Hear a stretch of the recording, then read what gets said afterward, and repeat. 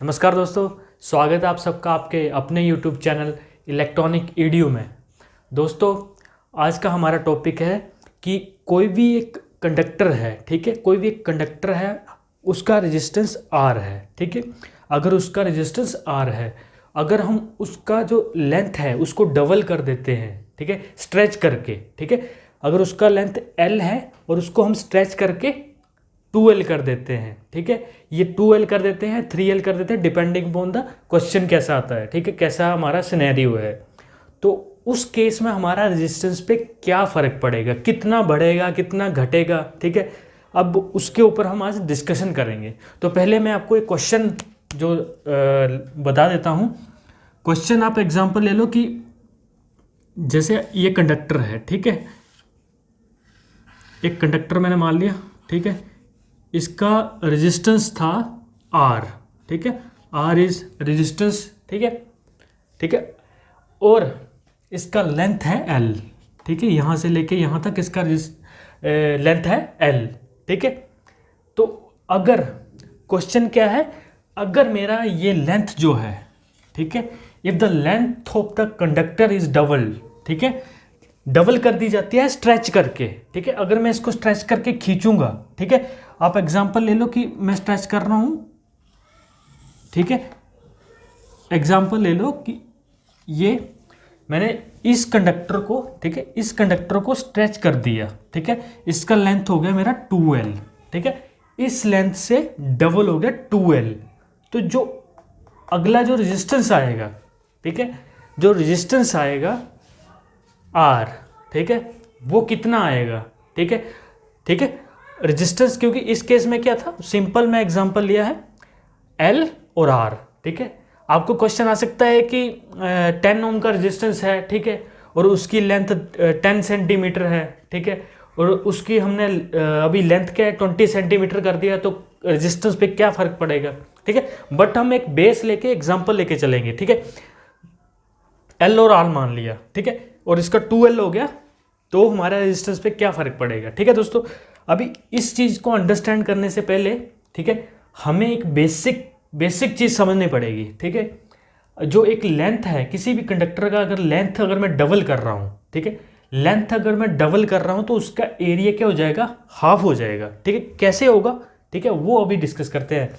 आपको पता है कि हमारा वॉल्यूम क्या होता है, ठीक है, वॉल्यूम का फार्मूला क्या होता है, एरिया, ठीक है, इनटू लेंथ, ठीक है, एरिया इनटू लेंथ, ठीक है। अब इस केस में मैं क्या निकालूंगा, अब एग्जांपल देखो, मैं लेंथ का वैल्यू निकालूंगा, लेंथ कितना है, ठीक है, लेंथ आ जाएगा मेरा V/A, ठीक है। दोस्तों, इस फार्मूले के बेसिस पे हम ये सॉल्व कर सकते हैं, ठीक है। कैसे कर सकते हैं वो अभी मैं आपको बताता हूँ। पहले आप एग्जांपल ले लो, ठीक है, V is a volume, A is a area, ठीक है, L is a length of conductor, ठीक है। आप एग्जांपल लो कि मैंने, ठीक है, आप एग्जांपल लो कि मैंने लेंथ को 2L कर दिया, ठीक है, लेंथ को मैंने 2L कर दिया, तो क्या होगा, ठीक है, इसको मैं ऐसे लिख देता हूँ 2L इक्वल टू V/A, ठीक है, लेंथ को मैंने 2L कर दिया। अब क्या होगा कि हमारा जो रेजिस्टेंस है, ठीक है, अगर हम सिंपल केस लें, ठीक है, सिंपल केस लें तो हमें पता है कि विद इंक्रीज इन लेंथ, ठीक है, रेजिस्टेंस बढ़ता है। वो कितना बढ़ता है वो यहाँ से हम अभी देखेंगे इस फार्मूले के बेसिस पे, ठीक है, इस फार्मूले के बेसिस पे, ठीक है। अभी हम चलते हैं हम यहाँ से हम एक पॉइंट ऑफ डिस्कस करते हैं आगे कि कितना रेजिस्टेंस बढ़ेगा, ठीक है। इस फार्मूले को याद रखना है आपको, ठीक है, इस फार्मूले को याद रखना है, ठीक है। दोस्तों, अभी हम आगे चलते हैं, ठीक है। इसका मैं आपको और बता देता हूँ, इस जो फार्मूला है इसको इधर लिख लेते हैं, ठीक है। जो हमारा लेंथ था, ठीक है, वो V/A हमने लिया है, ठीक है, वो किस फार्मूले से आया है, V is equal to A into L, ठीक है, एरिया इंटू लेंथ, ठीक है। अब मैं आपको एक विजुलाइज करके भी मतलब एक बता देता हूँ, ठीक है। आप एक एग्जांपल लो कि एक वायर है, ठीक है, ये बायर है, ठीक है। अब मटेरियल वही रहेगा, ठीक है। मटेरियल में कुछ ऐसा नहीं है कि लेंथ बढ़ा दी तो मैंने इसमें मटेरियल आ गई, कुछ नहीं है, स्ट्रेच कर रहा हूँ इसको, ठीक है। इसका कुछ एरिया है, ठीक है, एरिया है, ठीक है। अब मैं जैसे ही इसको खींचूंगा, ठीक है, स्ट्रेच करूंगा डबल लेंथ पे, ठीक है, तो उसका एरिया क्या होगा, एरिया कम होगा क्योंकि मटेरियल कंज्यूम होगा उसकी लेंथ में, ठीक है। उतना ही मटेरियल कंज्यूम होगा लेंथ बढ़ाने में, ठीक है। तो ओवरऑल एरिया क्या हो जाएगा मेरा, कम हो जाएगा, डायमीटर कम हो जाएगा तो क्या होगा, एरिया कम होगा, ठीक है। तो उसी केस में अब हम इसको डिस्कस करते हैं, ठीक है। कैसे हो सकता है ये, कैसे मतलब हम सॉल्व कर सकते हैं इसको, अभी मैं डिस्कस करता हूँ। तो ये एक फार्मूले पे ऊपर डिपेंड करता है जो कि है R is equal to rho L upon A, ठीक है दोस्तों, ठीक है। इसको मैं अभी मिटा रहा हूँ, ठीक है, इसको मिटा देते हैं, इसको थोड़ा स्पेस चाहिए तो इसके लिए मैं इसको मिटा रहा हूँ, ठीक है। ये फार्मूला सभी को पता होगा, ठीक है, R is equal to rho L upon A, ठीक है। अब फर्स्ट हमारा केस क्या था, रेजिस्टेंस इज R इफ जो लेंथ है वो L है, ठीक है, ये हो गया। अब दूसरे केस में क्या बोला, लेंथ मेरी क्या हो गई, डबल हो गई, ठीक है। लेंथ क्या होगी मेरी, डबल, इसको मैं 1 नंबर देता हूँ इक्वेशन, ठीक है। लेंथ मेरी डबल होगी तो क्या हो गया, ठीक है। अब ये R है तो इसको मैं जो न्यू रेजिस्टेंस है उसको R डैश से लिख रहा हूँ, ठीक है दोस्तों, ठीक है। नहीं, यहाँ पे हम एक चीज़ और करते हैं पहले, R इज इक्वल टू, ठीक है, यहाँ पे हम क्या करेंगे, हाँ यहाँ से हम क्या करेंगे रो, ठीक है, L, और यहाँ से A की वैल्यू निकालनी है हमें, ठीक है। यहाँ से इस इक्वेशन से A की वैल्यू निकालेंगे तो क्या आ जाएगी, ठीक है। इसको इंटरचेंज कर दो, ठीक है, A is equal to B upon L, ठीक है दोस्तों। यहाँ से A is equal to B upon L, तो मैं यहाँ पे पुट कर रहा हूँ B अपॉन L, ठीक है, स्मॉल l, ठीक है। तो मेरा R क्या आ जाएगा, यहाँ पे इक्वेशन क्या बन गई, रो इज इक्वल टू, ये मल्टीप्लाई हो जाएगा जाके ऊपर L का स्क्वायर, ठीक है, L का स्क्वायर डिवाइड बाय V, ठीक है। ये इसको इक्वेशन 1 मान लो आप, ठीक है, इसको इक्वेशन 1 मान लिया मैंने, ठीक है। तो यहाँ से कंफ्यूज मत हो ना, मैंने इसको, ठीक है, इसको इंटरचेंज करके लिख दिया था, ठीक है। हमें एरिया की जरूरत है तो हम यहाँ पे एरिया का जो इक्वेशन है, ठीक है, A is equal to B upon L, इसको हमने वैल्यू को यहाँ पुट कर दिया, ये ऊपर जाके क्या होगा L का स्क्वायर, ठीक है, और यहाँ पे B, ठीक है। अब आप एग्जांपल लो कि R डैश जो न्यू रेजिस्टेंस है, ठीक है, R डैश निकालना है, ठीक है। अब R डैश के केस में मैंने क्या बोला कि लेंथ हमारी डबल हो जाएगी, ठीक है, लेंथ हमारी डबल हो जाएगी तो क्या होगा, ठीक है, L है, L की जगह क्या हो जाएगा 2L, ठीक है, L की जगह 2L हो गया, B मेरा ऐसे रहेगा, और इस L की जगह भी क्या हो जाएगा 2L, ठीक है, इस L की जगह भी क्या हो गया 2L, ठीक है। अब क्या होगा, अब इसको मैं मल्टीप्लाई कर देता हूँ ऊपर, ठीक है,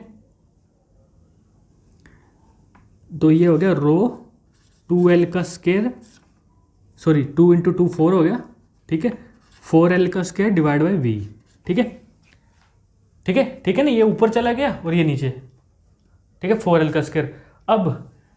अब इक्वेशन नंबर 1 को देखो आप, ठीक है, इक्वेशन नंबर 1 में क्या है, ये चीज़ पड़ी हुई है, ये चीज़, ये देखो रो, ठीक है, रो L का स्क्वायर V, ठीक है, रो L का स्क्वायर V जो है वो R है, ठीक है, तो ठीक है R है, तो इसको मैं यहाँ लिख देता हूँ, ठीक है, इसको मैंने लिख दिया, जो R डैश होगा मेरा, इसकी वैल्यू मैंने पुट कर दी यहाँ पे, ठीक है, R डैश होगा मेरा 4 टाइम, ठीक है, R1 जो मेरा रेजिस्टेंस है, ठीक है, जो मेरा रेजिस्टेंस है जो हमें इक्वेशंस में दिया गया था फर्स्ट टाइम, ठीक है, जो मैंने एग्जांपल लिया था कि R, ठीक है। तो यहाँ से हमें क्या लगता है पता, कि अगर हम लेंथ को ट्वाइस कर देते हैं, ठीक है, लेंथ को स्ट्रेच कर देते हैं, ठीक है, 2L पे, ठीक है, ट्वाइस कर देते हैं ऑफ ओरिजिनल लेंथ, तो मेरा जो रेजिस्टेंस होगा, न्यू रेजिस्टेंस होगा, वो होगा 4 time of the initial resistance, ठीक है,